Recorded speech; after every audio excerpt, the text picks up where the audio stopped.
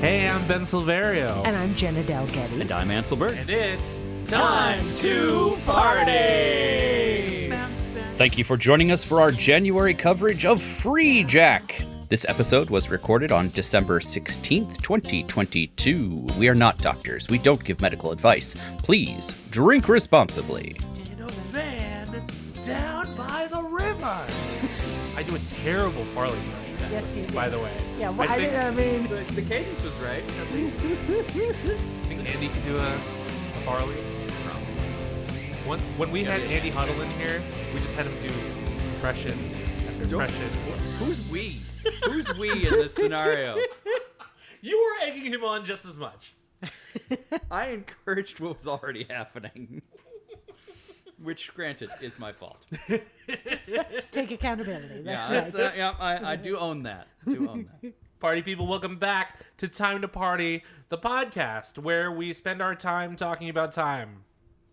Yeah. But not the T-H-Y-M-E. that one. Yeah, not the seasoning. spice. The Seasoning. spice. That's the It's word. the spice. The herb. Yes.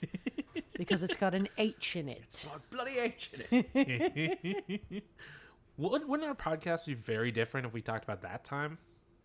Yes. I don't think we'd have as many movies to talk about. Oh, true. There would be that one about the hotel, I don't know. Grand Budapest Hotel? No. Wait, couldn't you do like The Big Night? Sure. Yeah. We could do any cooking movies. Oh, yeah. Or you can even do cooking show recaps. Ooh. Episode 1, they didn't use time this episode. Yeah. Episode 2, they used very little time. Just a taste. I think I spotted some in the bottom corner of this frame. Episode 3, they wasted time. It was a shame. It burned. They had to throw it away. Huge waste of time. Yep.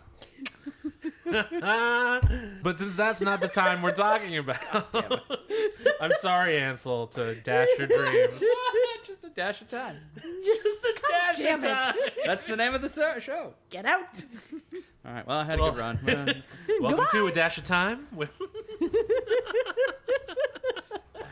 Oh, man. Yes, we are on our second episode talking about the 1992 sci-fi Classic. film. It was a movie. Classic. Late night HBO classic. Yes. Yes. There it is. Specifically late night.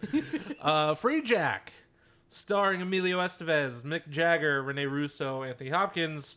One we forgot from the last time we talked about this, Jonathan Banks. Ooh. Yeah. Oh, yes. And we will definitely be talking about all of them in more detail in this, our second episode, where we review the movie. I don't know why I said it like that. You will review the movie. Who lets me in front of microphones? Like You let yourself. Ansel, this is your Me, fault. All right, isn't it? no. Yeah, You do this yourself. I have okay. egged it on. Let's be clear. Again, I have to take accountability. For... Yes, so we will be reviewing and sharing our thoughts and probably lampooning Freejack today on the pod. Before we do, if you have no idea what Freejack is, which I'm sure a lot of you do not know what this movie is, our new friends at Rotten Tomatoes. Ooh. Because we're doing a cool new thing this season. Cool new thing. Where we're sharing the synopses from multiple places. There we go. Shout out Stella Cheeks for the idea. For having a good idea. Yes. Yeah, she has those. She's really good at it. Right? Every now and then. She breaking news, Stella Cheeks is a nice person. What? She said not to tell anybody. I Don't mean, put that out there. sorry for breaking kayfabe. Both of our listeners will know now. I don't mean to break kayfabe, but Stella Cheeks raised a bunch of money for That's a true. book fair to get children comic yeah. books. Yep. And I'm super proud of that. Yeah, that was very cool. I believe it was like 72 different books Something for like kids. And there was some left over, so she donated it to the library there. Mm-hmm. That's super cool. So, look at that. We know good people. Yeah. So, our new friends at Rotten Tomatoes tell us, early in the 21st century, technological advances have made it possible for aging, wealthy people to pay crooks like the Sendak, Mick Jagger, to go back in time, kidnap young victims like race car driver Alex Furlong, and deliver them to the elderly clients who then have their brains transplanted into their bodies. Furlong manages to break free from his captors, but as a fugitive, he finds that the world of the future is a bleak, dangerous place. They go into considerably more details. Yeah. than IMDb. They don't just use the log line. It's true. So we'll start in the first episode. Jenna, you mentioned that this was a movie you had seen a lot when you were younger. Yeah. Because I was 12 when it came out, and we had cable, we had HBO at home, and as long as it wasn't like too ridiculous, my parents didn't really care, or maybe didn't know everything that I watched. So yes, after this movie had its theatrical run, raking in like $17. raking in less than half of what it cost. Oh, I guess wow. apparently it cost like 30 million, and they maybe made like 17 million worldwide. You know where all that money went? All those fucking cars. Yeah. They had so many different So many futuristic cars. cars. And then they had like, old cars, like that wine or champagne delivery truck. Yeah, what the fuck looked was like that? a pickup truck with like a wine cask and like What a windows fucking with wine weird-ass- bottles. Like what? You have all these like crazy futurists, and then this like old ass pickup truck. Yeah. What is happening? I wonder if that wasn't a real thing, that somebody was just like, yeah, my uncle has this wine delivery thing. Can we put it in the movie? Yeah, we're gonna chop the top off of it, the top half of it off. Can we just borrow? Like, it's cool. We'll replace it. It's fine. So, in revisiting Freejack for this podcast, do you think your opinion of it has changed since you first watched it? You were 12. No, I always knew it was dumb and fun, and it's still dumb and fun. Good answer. Yep. Although now I have seen much since I was 12. I've seen a lot more sci-fi, and woof, some of that stuff is like, some of this is just so brutal. Like, it's not that it was the first movie taking a lot of those like dystopian future tropes and things like that. Like, by no means, a trendsetter. Right. You could tell that it was just like they just used cookie cutter phrases and scenarios and everything for like how to make this a dystopian future. Leather. The answer was leather. Leather. And like weird cylindrical, like elongated cars. Yeah. Yes. Welcome to sense. 2009. Oh, Yep. God. That's their future year, 2009. That's what they think 2009 is. Which is very funny to me, and I was gonna wait on this, but since we're talking about it, so in the original, The box has been opened. it was not 2009. Oh. In the book, it was 2110. Why couldn't they go there? Yeah. Right? I think it was purely because they wanted to bring back the girlfriend character. Yeah, but okay. Beef number one. Okay, so 1992. Yes. Emilio Estevez, Alex Furlong gets bone jacked, or jacked from the past. He gets or bone whatever. jacked to become a free jack. Yes. Yes, he gets jacked by bone jackers. Oh, that's and what then it is. becomes a free jack. That's what yes. it is. Let's get our jacks By Jagger. Get your by jacks Mick Jagger. Yes, And you're interesting thing welcome. about this is that they do a much better job of explaining those two terms in the Wikipedia entry that I read to refresh my memory on this movie. They do so much better of describing that stuff there than in the movie. Because like That tells me there's deep lore somewhere. there No, could because- be great lore from Yes, this. but everything is just offhand comments. Yep. So, all right, the past is 1992. Yeah. Right? Renee Russo, she's a girlfriend. She sees her boyfriend die tragically, or what she thinks happens, that he dies tragically in this car accident at the Long Island Grand Prix.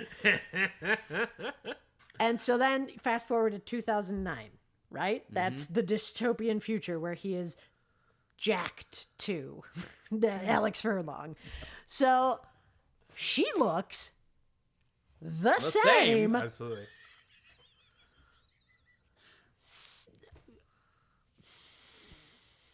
17 years later, Yeah. she looks the same. Who else looks the same? Brad. Yep.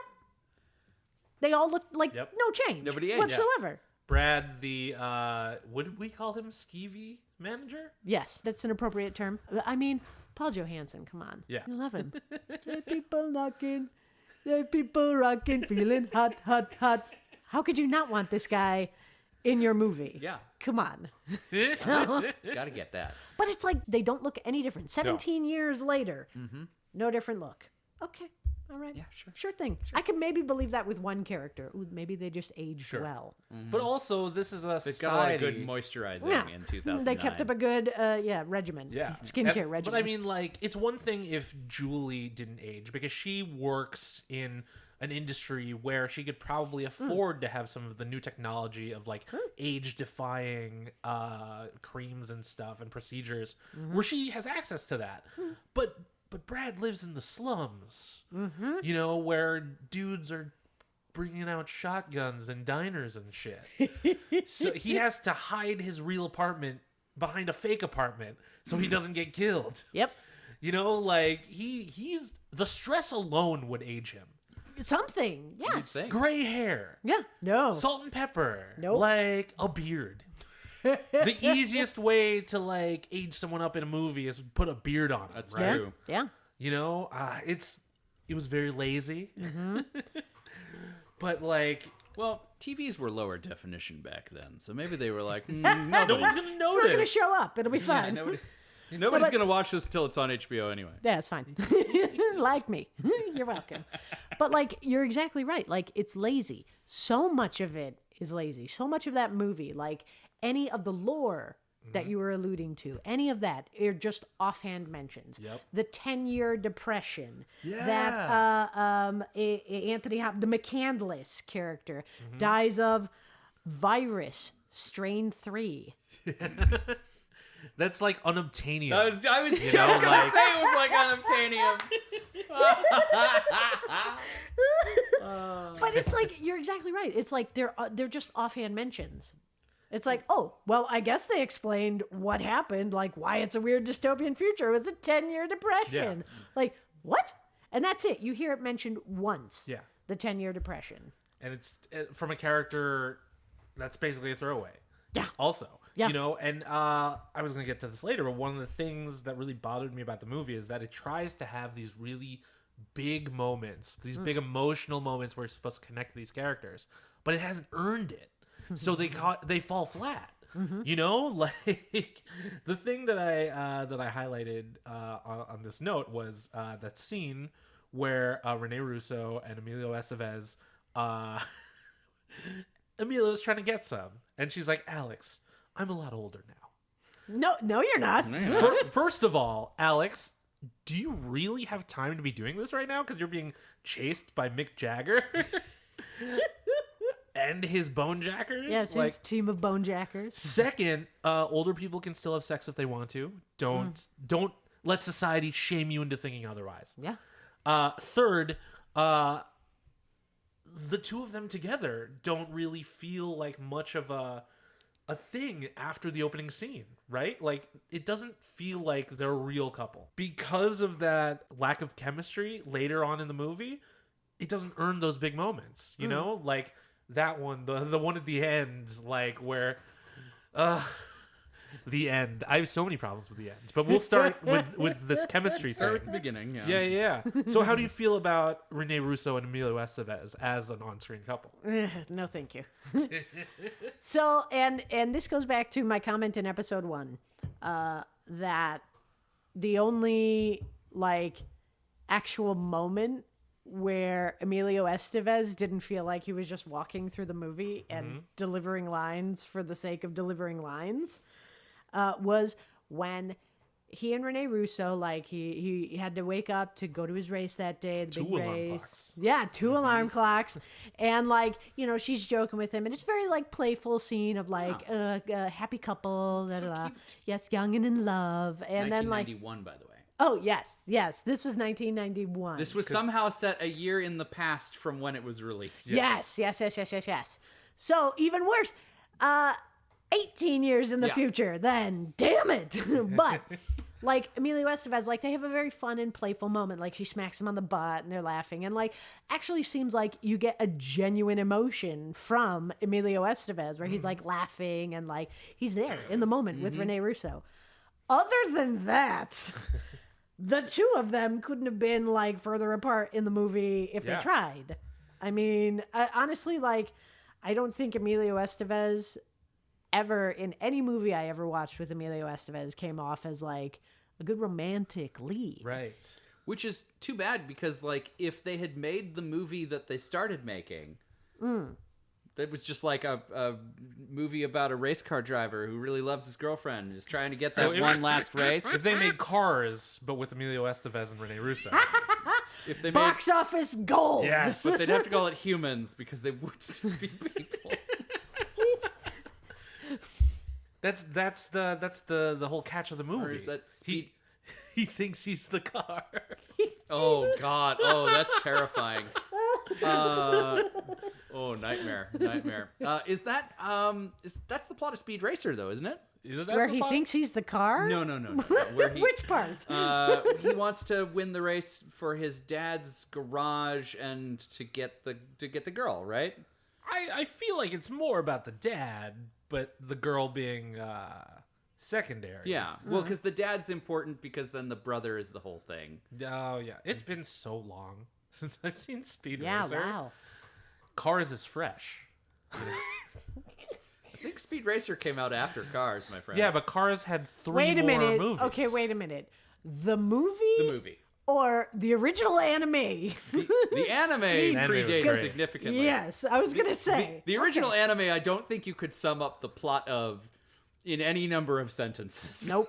I watched a lot of Speed Racer episodes, and I still, to this day, don't think I could tell you what any more than one of them was about. Well, wasn't it all just like he had to race? He had to He had to race race. about something. Yeah. And then Racer X shows up. Racer X, who's secretly his brother. Dun dun dun. Wait, what? Eventually, this is going to be relevant, I guess. Yes. At some point, we'll tie it all together. Maybe. Anyway. Maybe. So, Right. on-screen chemistry, Rene Russo, Emilio Estevez, and new. No. Big no.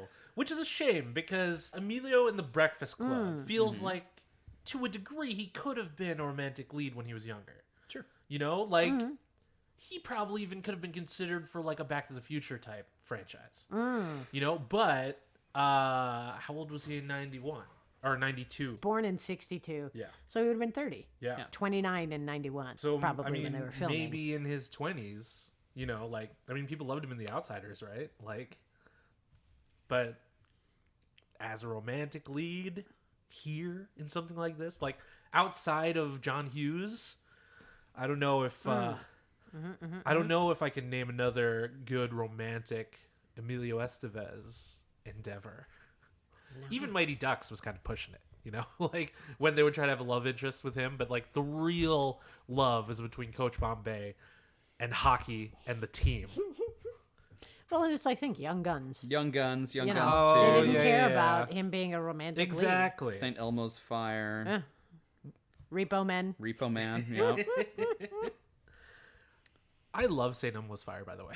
It's so, like, I don't know why I love these movies about these ensemble, like, young people who are all somehow attractive. But maybe it's the soundtracks. I play the record for St. Elmo's Fire often. It is very good. Yeah, I mean, a lot of those, I'm trying to think of, like, even modern movies where it's like, yeah, you want to buy the soundtrack to that movie. Because, like, Anything that was James always... Gunn makes. Yeah, pretty much. Okay, so there's that. But it's like, think about it. When you heard, like, The Crow, and you heard, you know, even Young Guns, you know, Dead or Alive by Bon Jovi. That was the opus. Yeah. But it was like, a lot of them, like, movies had soundtracks that you wanted to own. Oh, yeah. Well, and I feel like that was an era where we had a lot more like this song was written for this movie. Yes. Yes. Situations. This gives me the opportunity to bring up Like Prince of Thieves. Ooh, yeah. And then they had one for Men in Tights purely to shit on diversity, which is just fucking Gold. genius. Well done. Well done. Okay, so my favorite anecdote about songs written for movies. Do you know the song "That's What Friends Are For"? So glad we're doing this again. We're doing this Friends again. are for. I brought Keep this up. smiling, keep shining. Oh, and oh God, I can't think. But yes, If you're playing at home, yes, you do have to take another shot. Yes, so that song was first recorded in 1982 by Rod Stewart. shut your filthy mouth. But No.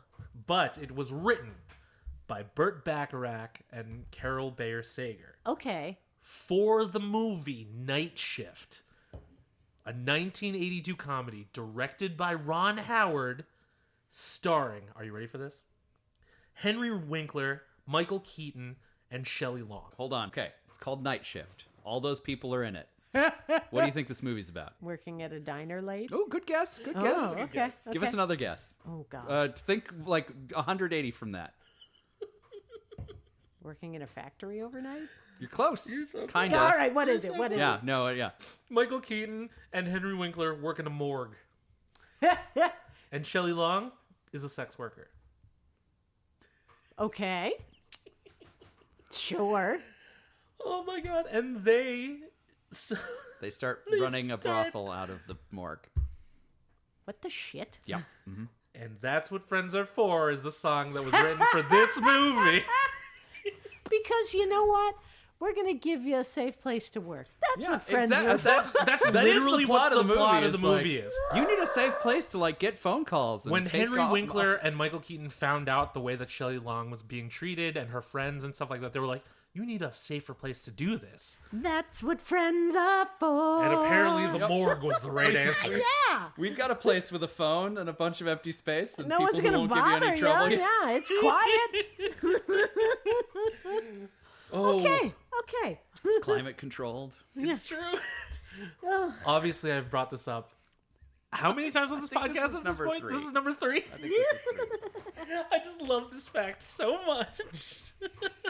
Because when I watched this movie, like, randomly, because it was on HBO Max, I was like, what? Ron Howard? Henry Winkler? Michael Keaton? And I love Cheers. So obviously, once I saw Shelley Long, I was like, yes, play. Done. Done. This is what she left Cheers for? Okay. I don't need to read the synopsis. Play the movie. Let's do this. And boy, was I surprised. Boy, howdy. What a fucking trip. Whoa, man. Speaking of trips, Freejack. Yes. Part of its journey, and I think part of the reason why it feels so disjointed and stitched together, I looked into it. Apparently, 40% of the movie was reshot after a disastrous test screening. So they added more characters and humor. So the eagle guy, the nun, most likely added in those reshoots, which is why they feel so disjointed from everything else. No, see, I want the nun scene again, love Amanda Plummer. Makes sense. Sure. It totally makes sense The because first it's one of those tropes. Yes. But the second one? The where she- second scene with her? Yeah, where she just kicks Oh, well, yeah, the it's dude in like, the nuts? okay, we need to add a joke here. But I mean, like, I guess it makes sense that, like, oh, yeah, they would track her down because she might know where he is. Sure. Okay, so I'm there on that journey. But yeah, like, the joke, it was just like, yeah, okay, this is shoehorned in. Yes. We need to make it funny. Come on, guys. Amanda Plummer, go for it. Turn the other cheek. 40% though. That's You don't suppose that's when they added the girlfriend back in? oh, I don't know. I didn't see anything about that. You know, No, Well, because if 40% of the movie was reshot, in the original version, in the book that they based this on, okay. the difference in time is like 150 years. Right. Because it goes from 1958 to 2110. That's huge. Yeah. And look at the tech difference. No way did they think realistically that in 18 years we were going to be in cylinder cars bone jacking people with lasers. with No, laser they still grids had and shit. corded phones. That's true. This was 2009. We were still Like, No one has cell phones. They have video phones. They do. They have corded phones in their apartments, apparently. Yeah. But, like, Voice-activated doors, but still corded phones. yeah. Oh, I saw that. I about lost it. I'm like, you gotta be kidding me. This was the most imaginative you could get? It How goes about back it? to them being lazy. Yes. So, okay. Because I did not read the book. I didn't read the book either. Okay. That is something that we're going to need to do Yeah. because we need to rectify that. Can we just Now- remake this movie? Is that what you're suggesting? Yes. Well, because, all right, to me, and maybe I'm wrong, because again, I haven't read the book. Sure. I'm not sure. I don't know. But it seems like, you know, they wow. So I don't know, with 40% reshot, because that is a crazy amount. yeah. But Most of the, almost Yeah. most of the movie. so then, yeah, how do they take that stuff from the book then? What did they use Yeah. from the book? And how much of that actually, you know, how much of that made it into the film? And yeah, if it's 150 years in the future, is Julie still there? Is she a character? Or like, did she get jacked into another body maybe? Right. You know, what happens there? Is she living in this weird virtual reality world that Yeah. Anthony Hopkins seems to inhabit? The spirit. Spiritual The switchboard. spiritual Switchboard. That was switchboard. it. Yeah. Yep. That's what it was. And you know, part of it, I think, is that director Jeff Murphy was so focused on the action. And I'll give it to him. Some of the action scenes were very dynamic, very fun, you know, but you can't just, you know what? I say that, but like John Wick is a thing. John Wick is a great thing. John Wick is John a Wick great is- thing. John Wick is an exception, not a rule. That's true. Yes. I was going to say Because that. John Wick is top-notch action. Absolutely. I was going to say that you can't really have a movie without plot supporting it. But I guess even John Wick has that lore supporting everything that he's doing. Yeah, but it's just here's not the a thing. lot. Yeah, it doesn't need to be a lot with John Wick. With this, Yeah. there's a whole like, okay, how did this 10-year depression come on?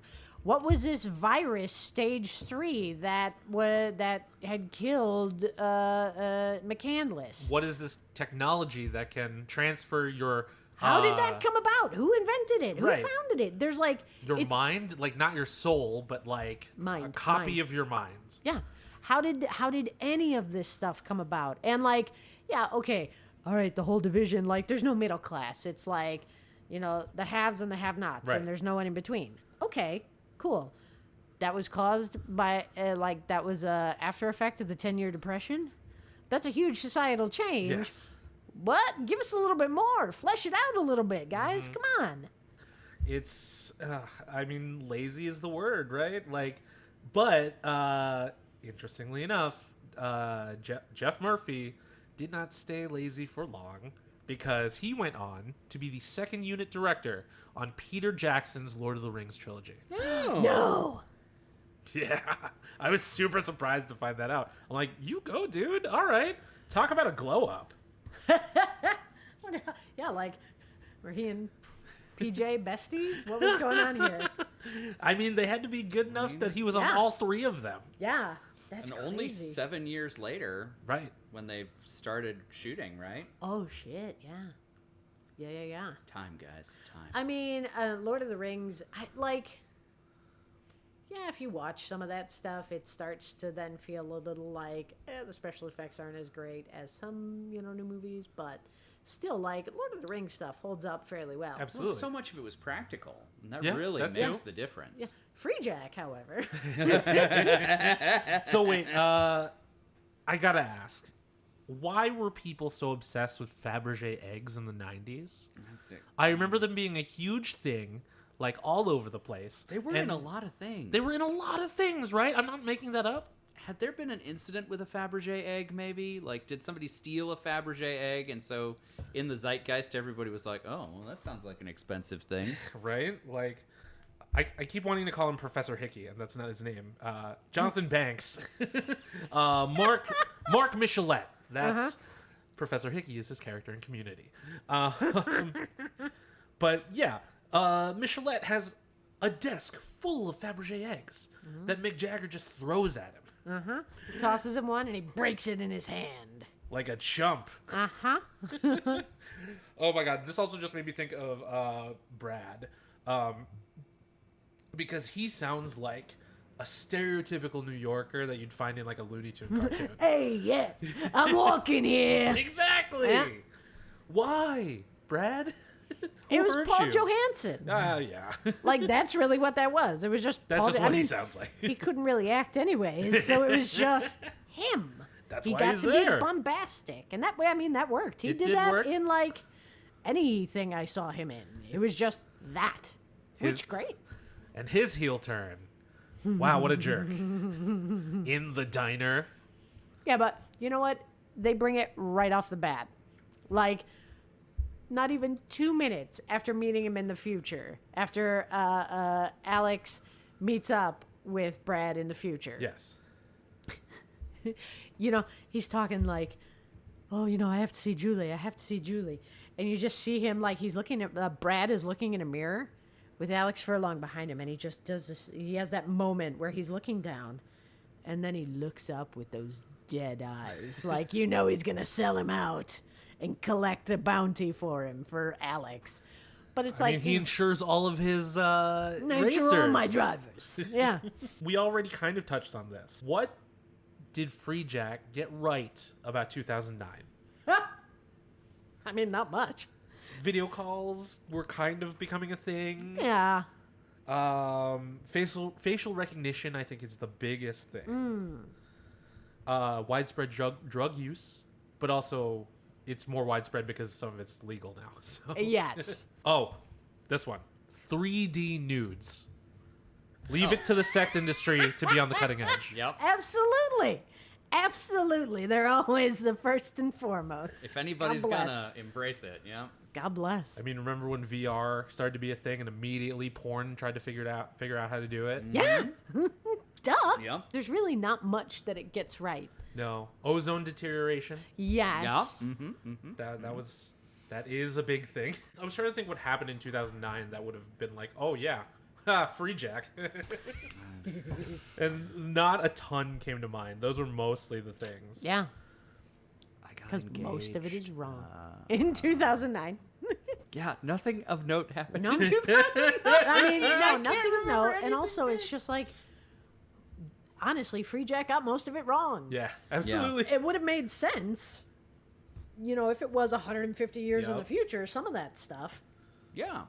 But, like, I mean, maybe they get it right. if Maybe it's we go back 150 to years. corded phones at some point. Oh, please. Corded. cell- Oh my god. And Have you the rotary seen- phones? Have you Yeah. seen some of those people who are just like, man, I wish I had like a cord on my earbuds so I wouldn't lose them? Oh my god. You can buy those now. You can buy those, You can exactly. buy a cord for your earbuds. Yep. Although I have to say, today on my flight from Dallas, I did drop an earbud and it went behind someone's seat. So then it's like, oh, shit. It is annoying. Yeah. But Yep. And I had to be like, excuse me. sorry. Sorry, thank you. Could you get the thing that goes in my ear? Yeah, luckily it's hand sanitizer. Clean that guy off. But yeah, I mean, honestly, like, it didn't get much right in terms of like sci-fi, like new technology, things that weren't around, especially in '92. Yes. Yeah, no. And it's not like anything in Freejack would like inspire Oh, God, future no. stuff like Demolition Man or Star Trek, you know? Ooh, like yeah. a lot of people fondly remember those movies to be like, hey, what if we really did have something like this? You know? What if we really had 3 seashells, Ansel? Yeah, there's Yeah. there's No. so many instances of like inventors and scientists being like, yeah, that watching Star Trek growing up inspired me to start, you know, developing and engineering and doing and like making these things and wanting to like actually make that happen. Yeah, nothing from Freejack. What do we want to make those like big heavy helmets that the like That make them- bonejackers flip up? It makes Yeah. them look like the host of Toonami. Yep. I was gonna say or Metroid. Or Metroid. Yeah. That's exactly what they look Metroid like. was absolutely my thought. Yeah. The like 3-dimensional laser grid thing. The time travel mechanism. Yeah. Yeah, we didn't talk about that. Or lack of it.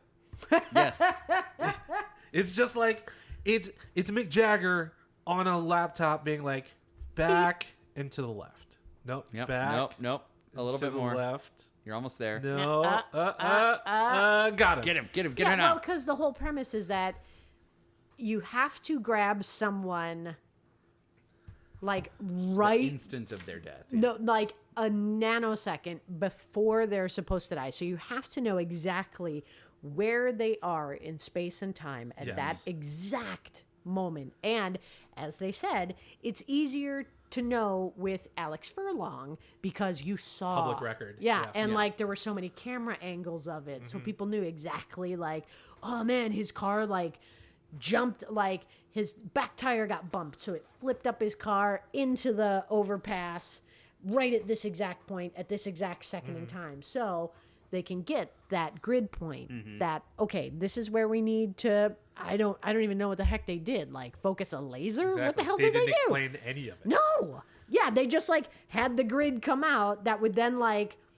pop him into like onto this operating table in the back of this like cyber truck. Moving car Yeah. in the future. What?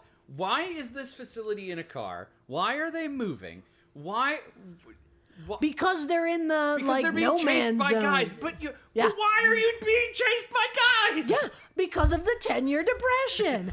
Well, what happened? How did that happen? Do you have do you Well, have to be driving past the point where he dies to get the laser grid to work? Like, Yeah, so- is that why they were so far up on Manhattan? Yeah, like they'd be they're like, close? okay, this is where it happens. We're pulling him through space, or time, but not space.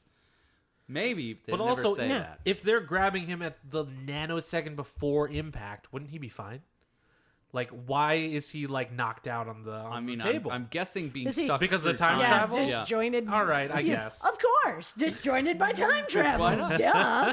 I mean, it didn't mess him up too bad. He managed to escape immediately. Yeah. Yeah, and not get lobotomized by a weird laser. Thank goodness. Yes. Yeah. One of the things that we learn in we were all in Yes, the same class. we but the audience. one of the things that we learned while I was in film school was that you don't put a gun on the wall unless you plan on using it. Yeah. Right? That's just, One of the things that I saw in the background in the diner was it was highlighted, you know? It was an Einstein poster that said imagination is more important than knowledge. And like it kind of lingered on it. thesis And of the Alex movie, kept I looking guess. at it. And I'm like, is this thematically what you're going for? Like, because if it is, I think you're kind of off base. Nope. maybe got in the nothing. original cut. in some Before of the the 40% reshoots. that got cut out. This is him. This is the director talking to the studio, being like, "No, I swear it's good. Yeah, don't worry. We don't need to know backstory. No, we don't need to know any Just of the it. imaginative action scenes." Yeah, One needs to explain. let the audience. They'll you fill know, it in. yeah. Everybody's read the book. Come on. Last thing that I don't think we can overlook: the audacity of this rich old white man Oh my god. to love this woman so much that he's going to abduct her almost fiance's body and put his mind in it. Yeah, that's how you get someone to love you. Oh, is that what you and Rosie did? Yeah. Did that work with Tab? Yeah, like yeah. that's what I'm doing wrong, I guess. Yeah, Exactly. We got to get you a good bone jack. Got it. What's Mick Wait. Jagger doing right now? Where's Ripper? Where's Yeah, Isai Morales? Come on. With his one shaded in Well, sunglasses. And so here's the, like, that bugged me about that. Because, like, okay, you know, the Ripper, he probably has that, you know, he's got that nickname for a reason, I bet. Probably. Do You'd they, think. like, no, because he's just a guy at a computer. He's the guy in the chair. So it's like, wait, is that how he got the scar on his face? Like, is that like maybe. alluding to that? He's just like a desk jockey, and like the one day shit happened, he got his face burnt. Or was he like, yeah, I was a bad boy, I was in the field bone now I'm jacking, taking a desk yeah. job. I was at bone Ever jacking since my accident, now I ride the desk. But in also, the I car." thought his glasses were like that because something was wrong with his eye. no, it's He's fine. his face is so ugly. Maybe it's like a targeting thing. Like you need to have the one shaded so that you can target There the it is. laser grid. Yeah, thing. even though Mick Google Jagger Glass. was targeting it for him. Yeah. Just hacking into different computers. And... oh, I don't like the dark. Oh my gosh. It was a clown. just clowning on Emilio Estevez in that car. Oh yeah. Yep. But yeah, I almost called him Dustin Hoffman. That's not who this is. Oh Jesus. Anthony Hopkins. That's a very different. Very different guy. Yes. Yeah, his whole obsession with Julie was just so cringy Oh, when yeah. all of that came out. And I'm just like, but also you could kind of see it coming a mile away. Oh, 100%. And it's just like, please don't do this thing. Oh, it's all the tropes. Do you All think of they're them. gonna miss a trope? No, they're gotta doing tick all the of box. them. Yeah. Gotta tick all the boxes. Yeah. 100%.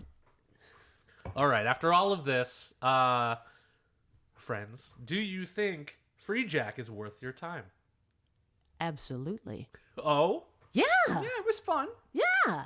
All right. Like it was a very enjoyable, dumb 90s, late 80s, early 90s cusp sci-fi movie.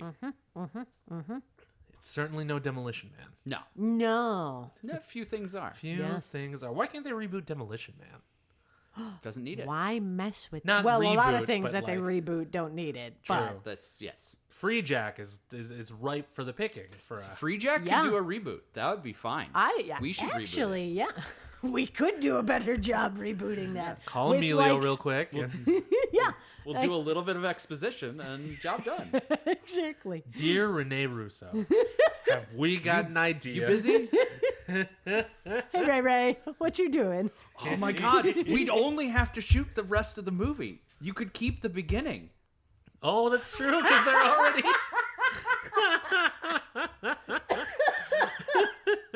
Oh my God, yes.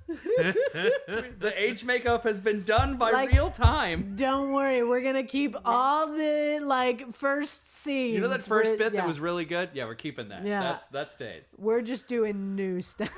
Oh, Just the future shit. Yeah. Welcome to 2022. where we still have corded phones, apparently. Yes.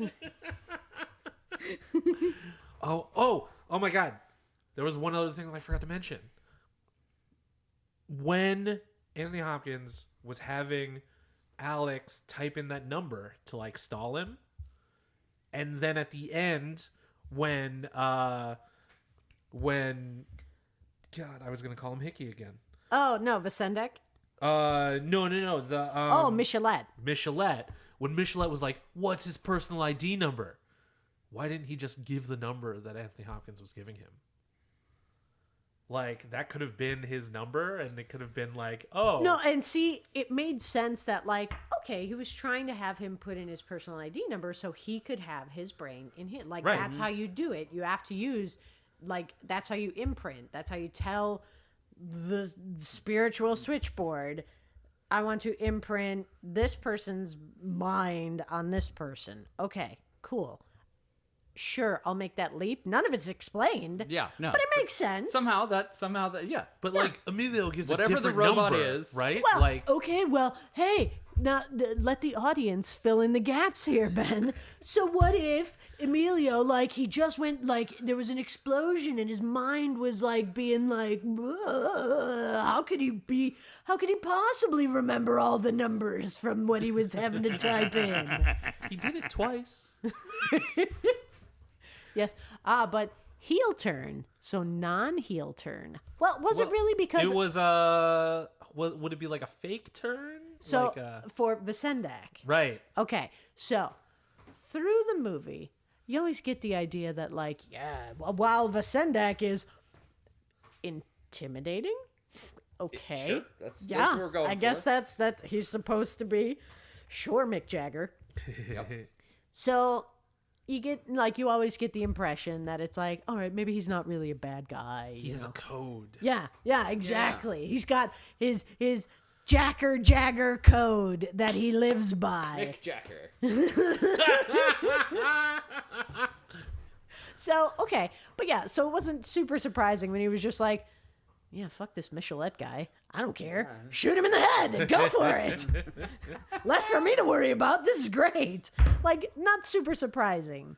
It's going to Okay. save me money and time. Yeah, great. I still get paid. And at the very end, I lied. Yeah. Oh, lied through my teeth. Yeah, the real dude can't drive.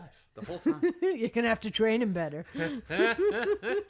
One piece of commentary. Did anyone else notice this? All right. So Brad's area that he lives in, Park Slope. Right. Okay. Yeah. So it's the 2009 version of Park Slope. And like, honestly, it looked like the set from Gangs of New York.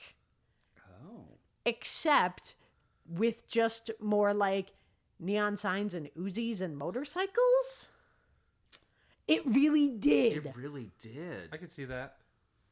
Oh my gosh. Yeah. That did not occur to me, but I mean, I wouldn't be surprised if Gangs of New York was shot on the backlot. Like, that's. I mean, yeah.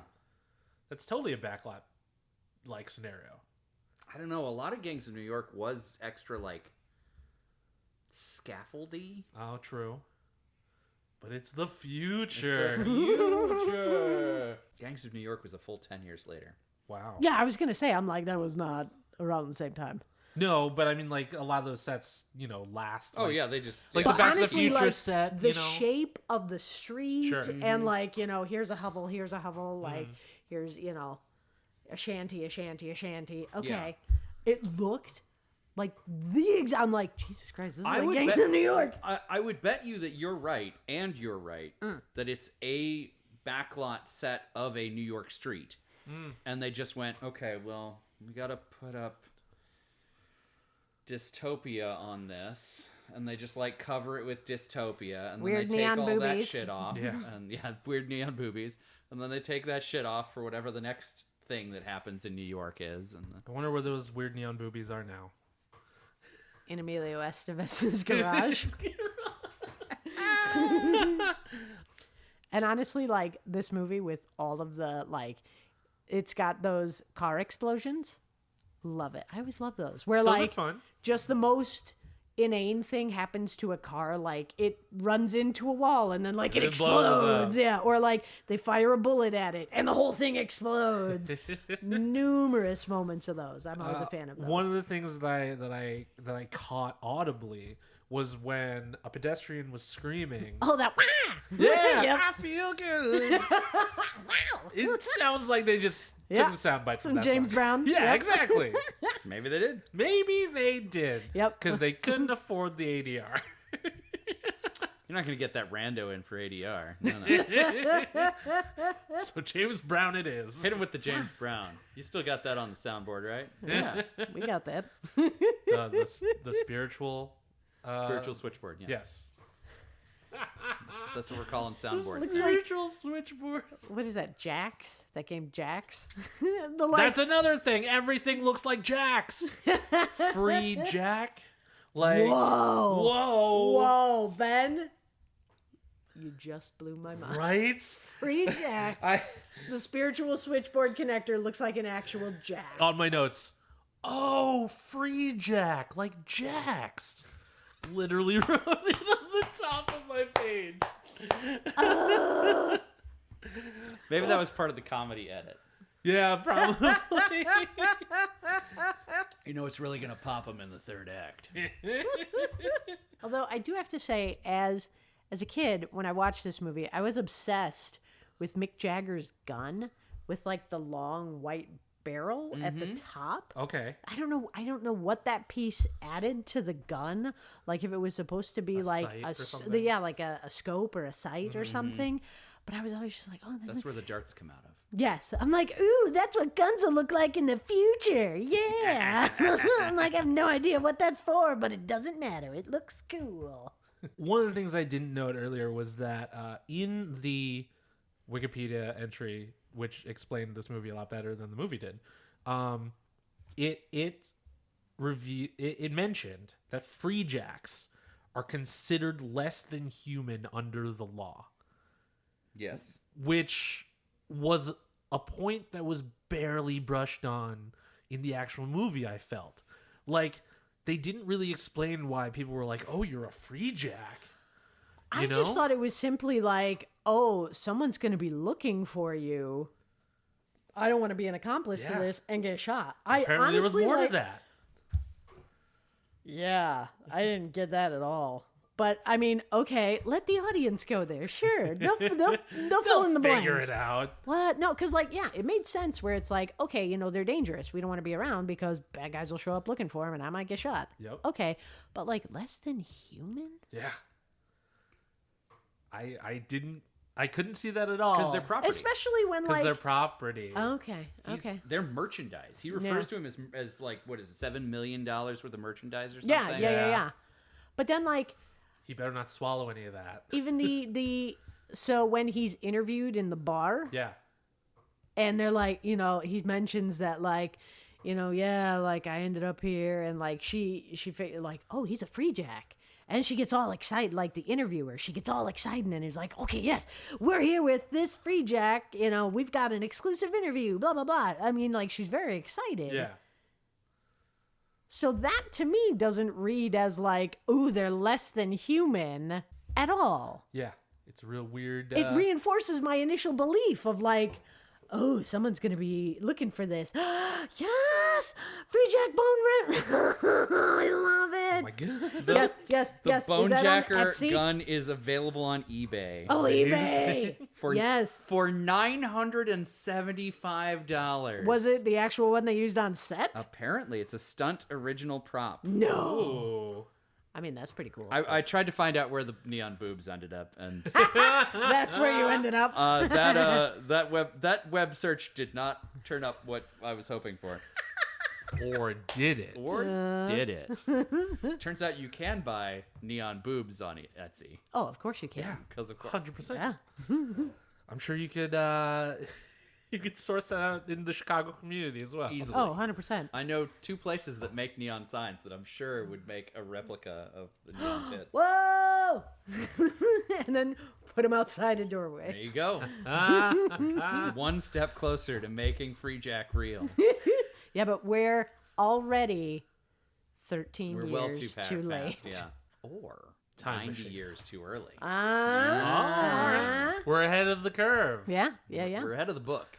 We're ahead of the book. But we're behind the movie. Yeah. It's okay. Aren't we all behind the movies? God damn it. You can find us on the internet. I'm at bsilverio20 on Instagram, Twitter, and Hive. I am at Indecisionist on Twitter and at The Indecisionist on Instagram. And I'm at Jenna Dalgety on Instagram and Twitter. And I had to look that up because couldn't remember what my handles were. If you want to join the conversation, you can use the hashtag #time2party. That's time, the number 2 party. As well as time, the number 2 party, all spelled out. If you want to see Jenna and the wonderful folks at Plan 9 Burlesque live and in person in Chicago, Yeah. This Saturday. January 14th right. at the Newport Theater. That's fair. If you don't listen to it on release week, then You might have missed the show. We're sorry. yeah, you missed that, Because it bro. would have been a good one. Feral Fandom. banger. Yeah. That's a banger. Yeah. Party people, we will be back next week with our edutainment episode, where I'm sure that our choices will be as batshit crazy as this fucking movie. Absolutely. So, until then, friends, be excellent to each other. Party on, dudes. It's just like, here's the check.